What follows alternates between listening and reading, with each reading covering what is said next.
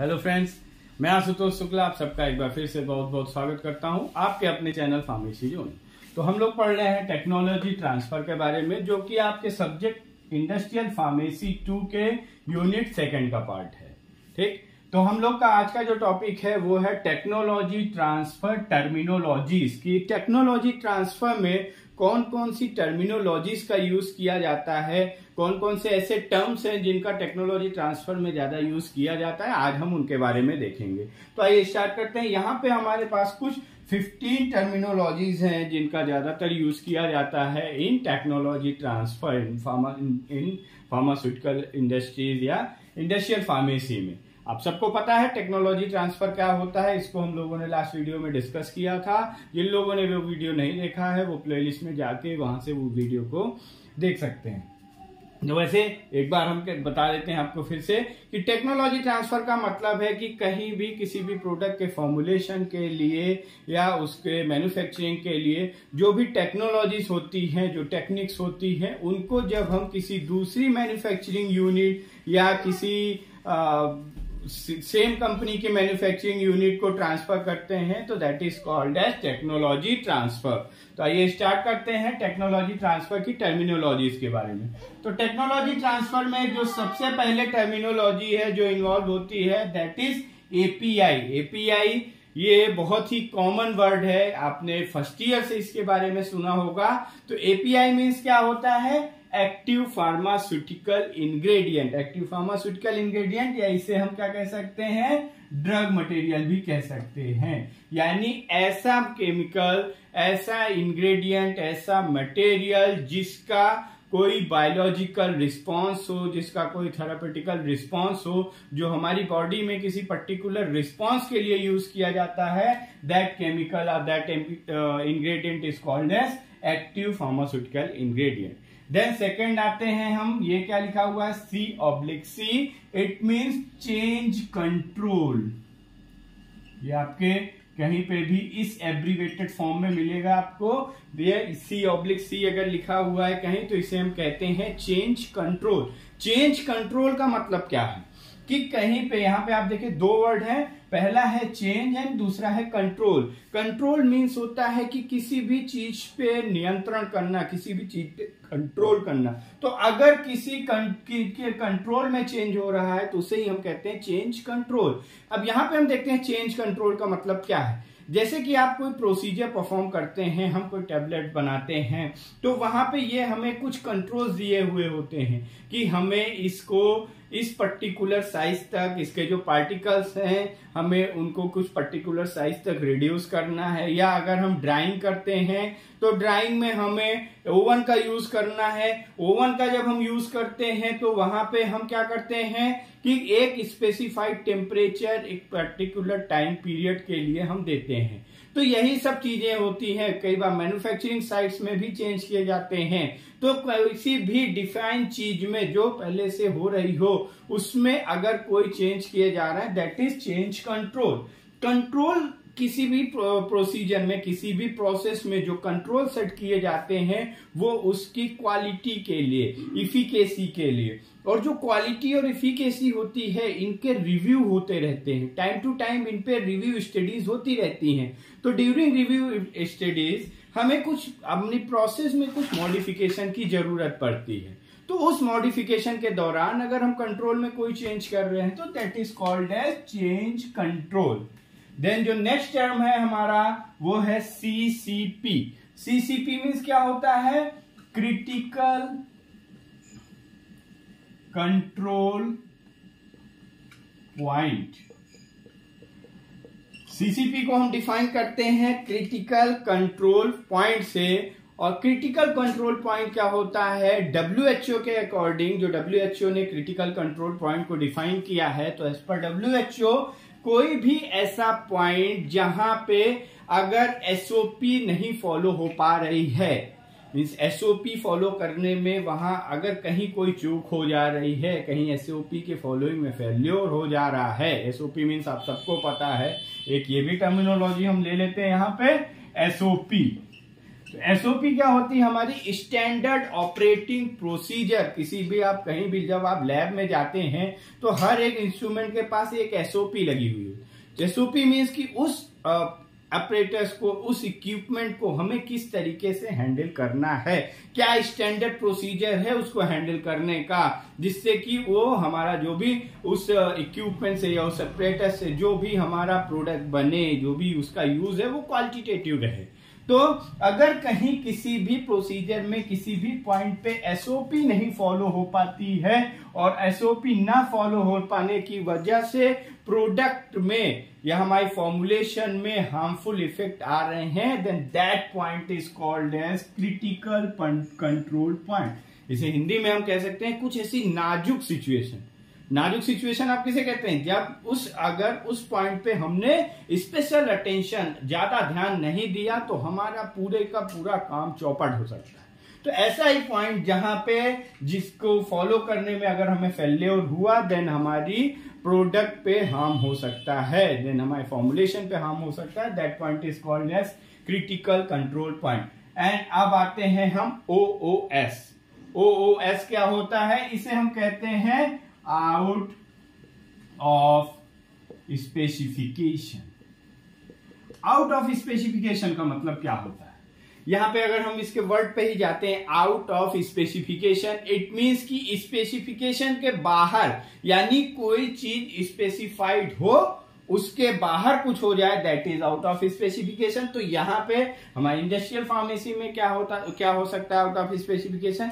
Means कि अगर कोई भी प्रोडक्ट हम बना रहे हैं या कोई भी हम प्रोसेस कर रहे हैं, कोई भी प्रोसीजर फॉलो कर रहे हैं, तो उस प्रोसीजर में हम एक डिजायर्ड रिजल्ट चाहते हैं, एक डेफिनिट रिजल्ट चाहते हैं।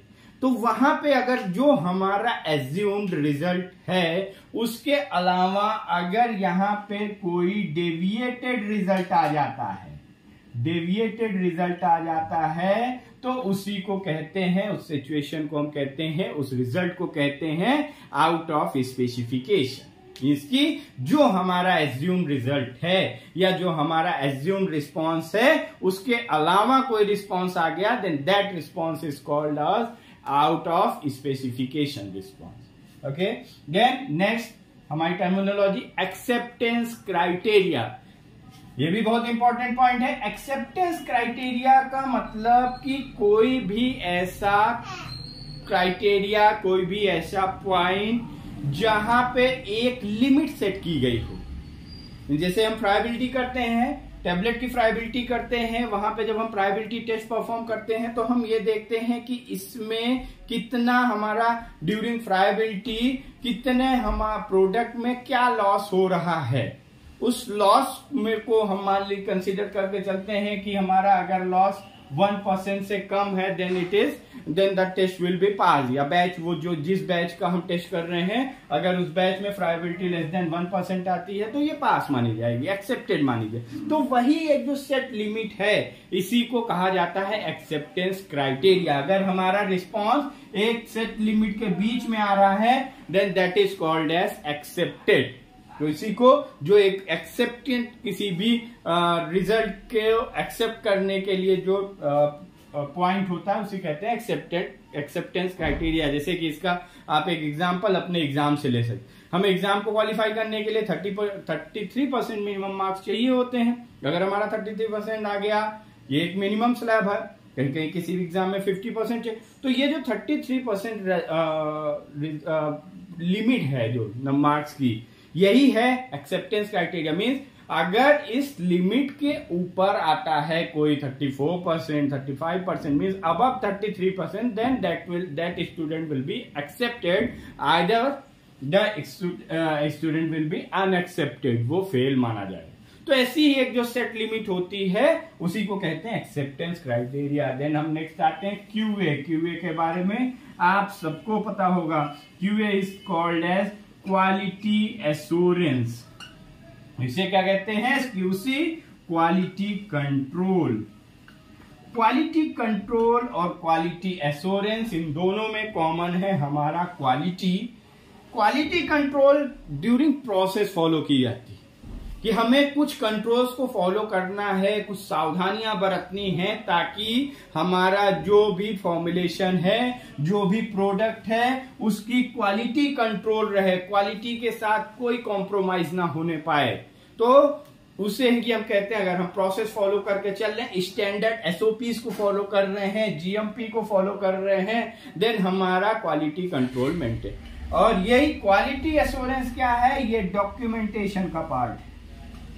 डॉक्यूमेंटेशन की क्वालिटी कंट्रोल्ड मेजरमेंट जो है, जो मेजर्स क्वालिटी कंट्रोल के लिए डिसाइड किए गए हैं, वो फॉलो हो रहे हैं या नहीं, ये है आपका क्वालिटी एश्योरेंस, ये डॉक्यूमेंटेशन वर्क है। देन नेक्स्ट है inter company transfer. Inter company transfer का मतलब, जब हम लोग टेक्नोलॉजी ट्रांसफर को डिस्कस कर रहे थे तो वहां पे हमने ये डिस्कस किया था कि जो टेक्नोलॉजी का ट्रांसफर होता है वो दो टाइप से होता है। एक रिसर्च एंड डेवलपमेंट यूनिट से किसी कंपनी के मैन्युफैक्चरिंग यूनिट को, दूसरा एक कंपनी के मैन्युफैक्चरिंग यूनिट से उसी कंपनी के मैन्युफैक्चरिंग यूनिट को, या एक कंपनी के मैन्युफैक्चरिंग यूनिट से दूसरी कंपनी के मैन्युफैक्चरिंग यूनिट।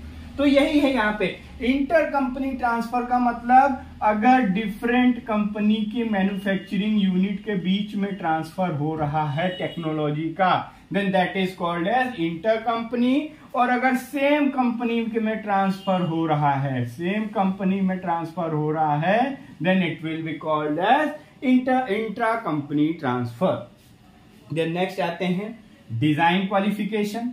डिजाइन क्वालिफिकेशन का मतलब यह है कि जो भी हमने डिजाइन लेआउट तैयार किया है, लेआउट का मतलब किसी भी प्रोसेस को करने के लिए, किसी भी फॉर्मुलेशन को बनाने के लिए जो उसका डिजाइन बनाया जाता है। डिजाइन का मतलब है कि क्या हम प्रोसीजर करेंगे, क्या इक्विपमेंट्स लेंगे, इसमें पर्सनल कैसे कौन से इन्वॉल्व होंगे, मीन्स किसी फॉर्मुलेशन से किसी फॉर्मुलेशन को बनाने के लिए जितनी भी चीजें इन्वॉल्व होती हैं वो सभी आएंगी डिजाइन क्वालिफिकेशन। तो जो भी चीजें हैं, जो उसकी प्रोसेस में जो चीजें इन्वॉल्व हो रही हैं, इक्विपमेंट जो हम ले रहे हैं, वो सभी हमारे जो भी डिजायर्ड प्रोडक्ट है, उस प्रोडक्ट जो भी उसमें हम डिजायर्ड कैरेक्टरिस्टिक्स चाहते हैं, जो भी क्वालिटीज चाहते हैं, उस क्वालिटी को फुलफिल करने के कैपेबल हैं या नहीं, इसी को कहा जाता है design qualification. Then operational qualification. Operational qualification का मतलब जो हम प्रोसीजर, जो हम प्रोसेस का यूज कर रहे हैं, वो इम्प्लीमेंटेबल है या नहीं। नेक्स्ट इंस्टॉलेशन क्वालिफिकेशन मीन्स कि जो इक्विपमेंट, जिन एपरेटस का यूज हो रहा है, वो सही ढंग से परफॉर्म किए जा सकते हैं, उनकी कैसे उनको परफॉर्म करना है, उनकी क्या, उनमें क्या कंट्रोल्स फॉलो करने हैं, कुछ स्पेसिफिकेशंस हैं, कुछ क्रिटिकल कंट्रोल पॉइंट है, and they are capable to formulate our for product with our desired qualities in that product. तो इसी को कहा जाता है इंस्टॉलेशन क्वालिफिकेशन। देन डीएमएफ, ये डीएमएफ होता है drug master file. Drug master file का मतलब, ड्रग हम किसे कहते हैं, एपीआई को।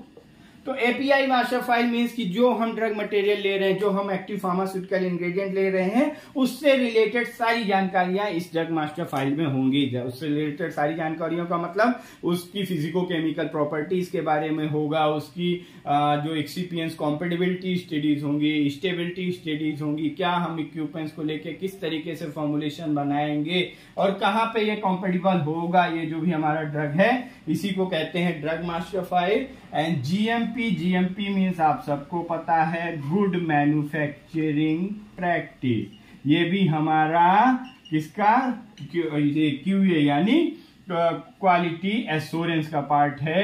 ये डॉक्यूमेंटेड वर्क मीन्स कि कैसे हम जो हमारी मैन्युफैक्चरिंग प्रैक्टिस है उसको हम स्टैंडर्ड तरीके से फॉलो करें ताकि हमारा जो प्रोडक्ट है वो क्वालिटी प्रोडक्ट बने। देन नेक्स्ट, ये काफी इंपॉर्टेंट है, QRM, इसे कहते हैं क्वालिटी रिस्क मैनेजमेंट। ये आपके सिलेबस में एक अलग से टॉपिक ही है, इसके बारे में हम लोग इन डिटेल स्टडी करेंगे, बट अभी जान लेते हैं क्वालिटी रिस्क मैनेजमेंट का मतलब कि ऐसे फीचर्स, ऐसे स्टेप्स, ऐसे एक्शंस जो लिए जाएं किसी भी प्रोडक्ट की क्वालिटी को मैनेज करने के लिए, दैट इज क्वालिटी में जो रिस्क अकरेंस हो सकते हैं उन रिस्क को मैनेज करने के लिए, जिससे कि हमारे प्रोडक्ट की क्वालिटी कॉम्प्रोमाइज ना हो, उसी को कहा जाता है क्वालिटी रिस्क मैनेजमेंट। और इस QRM के बारे में हम लोग काफी डिटेल स्टडी करेंगे, इस पे पूरा एक लेक्चर हम देंगे।